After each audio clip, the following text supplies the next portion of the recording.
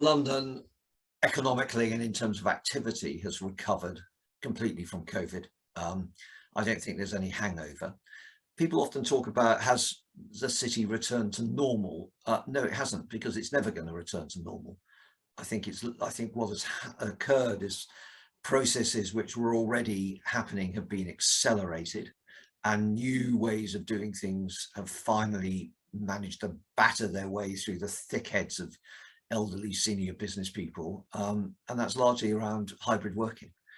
And I think we've learned a lot more about well-being at work in that consequence. So I think London is back, its economy is booming.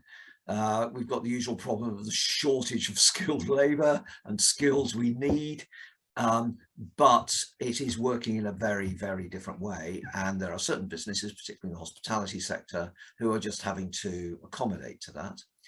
And I think the property sector as well is learning to accommodate. I think London's growth, particularly around micro businesses and disruptive startups, means there's still a huge demand for workspace, but it's no longer office space. People want different sorts of spaces, and they don't want to be locked into permanent leases and things. So I think that whole business dynamic of office property is now turning into a new dynamic of workspace property.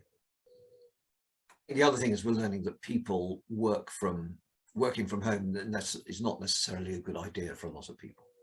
I think, there's something about the society of the workplace which you have to now be much more deliberate about. If people were coming in every day, 5 days a week, the society of the workplace just happened. Now if people are coming in 2 or 3 days a week, or maybe in my accountancy team turn up once a month because they can do everything at home, creating that coincidence, the water cooler discussions, the meeting of people, you have to be, as a business leader, far more deliberate about it, far more intentional about it, creating opportunities, creating events.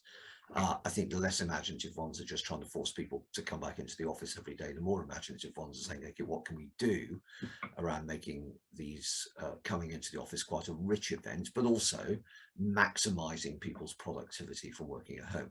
I think productivity is increasing as a consequence of hybrid working. I genuinely think that. I think one of the penalties, though, I think there are a lot of people who are working a lot longer than they used to. So they will go home and they will be on their computers far longer than they were, not necessarily doing more, but being locked into the workspace far more. And I'm not sure that's completely healthy.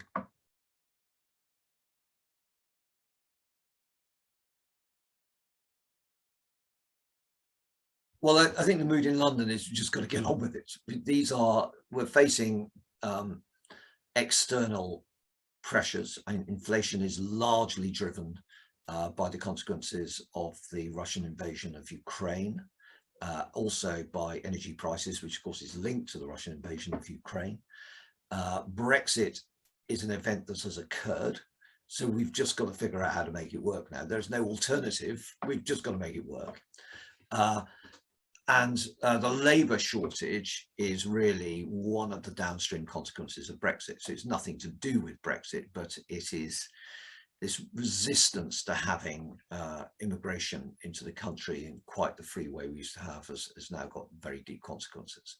So I think there's a certain amount of London businesses now pushing back against policy, but you can't put, it was never the government's policy to have high inflation. It wasn't the government's policy to have energy prices. So these are things you just have to live with. It was their policy to have Brexit, but that bridge is firmly, absolutely permanently burned. So we have to now live with that and find new ways of doing it. So yes, I'd say all of these are pressures. I think the most acute ones is learning how to deal with Brexit. And we now have the nonsense that our access to New Zealand markets has fewer barriers to it than our access to the European Union market, which is nonsense. That can't be allowed to carry on. We've left the European Union, so yes, great, we can have the relationships with New Zealand, but we're sitting alongside the third biggest collective economy in the world, and we can barely trade with it sensibly. Obviously, new Prime Minister will be in place early September. We have an interregnum in the meantime. I think the Johnson government and Johnson's style of government has damaged Britain. It's not irreparable. We will rebuild it. I think most people, particularly in businesses around the world, realise that Johnson was not the sort of character was typical of Britain. And I think we're all leaving a hefty sigh of relief that he's going to disappear off and do journalism, which is where his talents clearly lie, because they didn't lie in governance. I think so. Hopefully the Conservatives are going to elect as their leader somebody who's going to be much more measured, sensible, collegiate, and is going to rest less on trying to market things and spend much more time on trying to manage things. So yes, the big crises now are: how do we get inflation under control? How do we resolve our skills crisis?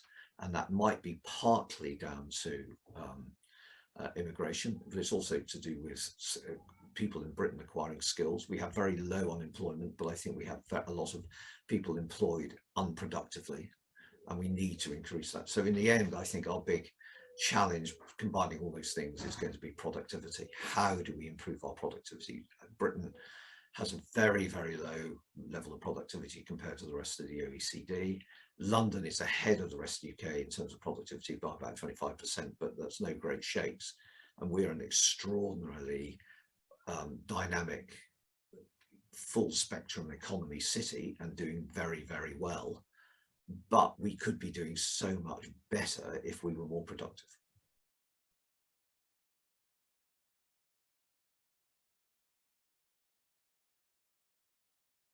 Is a good thing.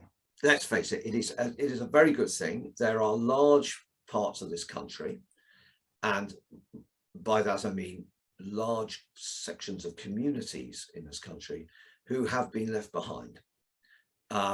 And that is often as a result of the changing nature of business and work. And what we've done is we've allowed the changes to take place without thinking about how do we make sure that we bring these people with us, how do we create opportunities for them.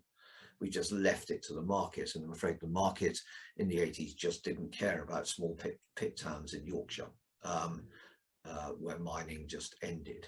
So and it didn't really care about certain areas in the East End of London, which used to have lots of docks with huge labour forces, which were effectively decimated with the arrival of containerisation. Didn't care about that either.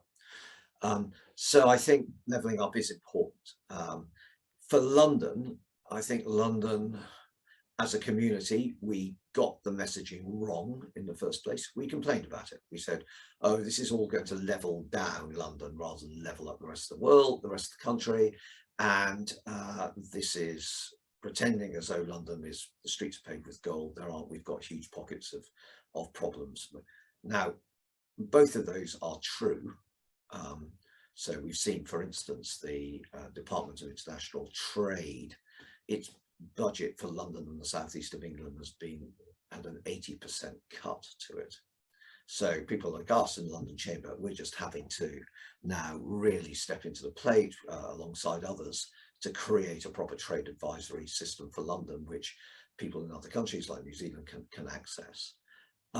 It is also true that there are parts of London, boroughs in London, wards in London, which against any of the measures for levelling up are the worst in the country. So we have areas where we talk about educational achievement for 7 and 8 year olds. The worst are wards in London, far worse than anywhere else in the country. So those things are true, but we made the mistake of moaning instead of starting by saying, okay, levelling up is a good thing. How can London help? And we've got experience of this. The skills to do levelling up in terms of project management, design, financing do not exist elsewhere in the country, but they do exist in London. So we are now working in the London Chamber on what we're calling skills bridges. And the idea is to bring the skills of London closer and more immediately accessible to other parts of the country, where they will have the money and the desire to undertake these projects, but have never done them before, so they don't know how to do them. And we're just trying to contract that distance. And people often say, well, why did, how levelling up works? Look what happened to the docklands of London and Canary Wharf. And there were two things about that which were hugely important. One was Michael Heseltine, who was the minister who drove it, who was a big beast, absolutely determined, but also was highly competent. And the second thing was the proximity of it all to the rest of London, where the skills were, which were needed to actually make that happen. And so what we can do is contract the skills distance.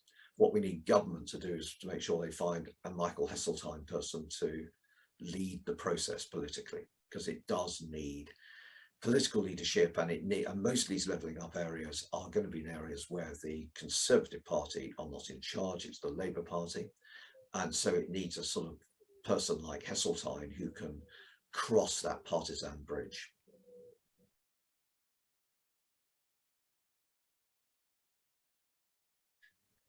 Let's just look at a couple of sectors which are going. And the reason London has retained its place as global cities is always reinvented itself.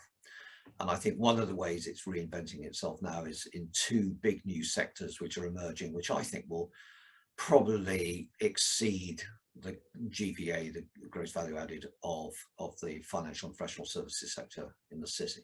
So one of those is biomedical.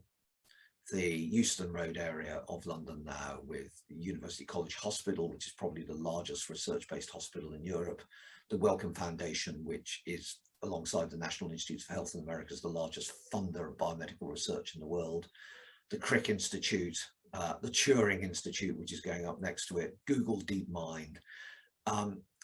All of this has now created enough critical mass in the Euston Road over biomedicals for now hundreds of small innovative startups related to that starting to emerge in small laboratories all around that area. So that is going to grow hugely, and with HS2 connecting to Manchester, which is another big biomed, but also the engineering side of biomed there, particularly because of graphene expertise and its application to biomedics.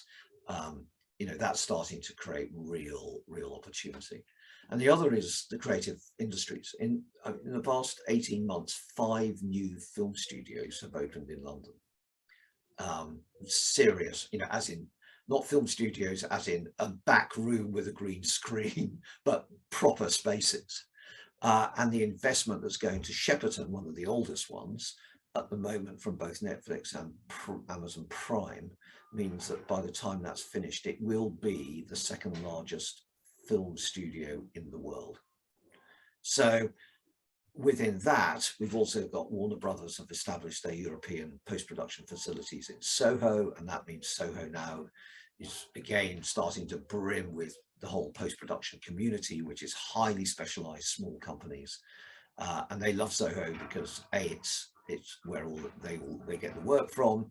But the other thing about Soho is its life. It's a really invigorating place to be, and still retains that sort of bohemian air about it. So I think those two big sectors are going well. I think the success of the City of London is going to carry on, largely driven by small startups and disruptive companies who need access to highly specialized financial and professional skills. And then the final thing, I think, which is going to help London as a global city, is that true global cities are basically in democracies and tend to have judges that take a very dim view of being offered brown paper envelopes stuffed full of banknotes, and take a very dim view of politicians trying to tell them what their judgment should be. That, to me, that is the cornerstone of a global city. And sadly, in this very geopolitical transactional world, with the rise of populist governments and strong men, the number of those world cities is declining. So would I want to have my commercial case heard in a New York court where there's a fairly good chance of it coming against a Trump appointed judge who saw their job as actually applying a political dogma rather than the letter of the law? No, I really wouldn't want that. Do I want my arbitration heard in the Shanghai Court of Arbitration and Mediation, which is effectively a party institution. No, thank you. So the number of places of scale available to countries outside London, like New Zealand, where you need to know that actually you're going to be treated fairly, that the law is going to be applied, and you know what that law is, and you have access to that ecosystem of granular, true specialists, not people pretending they know what they're talking about, you know, not the usual management consultant way of, oh yes, we can help you with that, and then sending some intern off to go and do some research on Google quickly. You know, London is populated by small specialist companies who really do know what they're doing. I mean, it's very interesting. The population, the working population of the square mile of London, 70% of them work in companies with fewer than 20 people. So it's not full of gleaming towers of thousands of people. There are a few of those companies, but 70% work in offices with fewer than 20 employees. Now, they may be offices of chains of offices around the world, so the total number of employees is huge, but actually in London, they're specialists. They're there for a particular reason.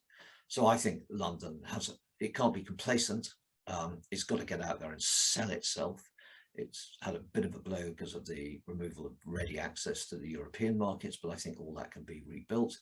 But I think its advantage is that there are fewer places like London for the rest of the world, particularly places like New Zealand, where, you know, the values of London are values we share, and they are critical to effective business.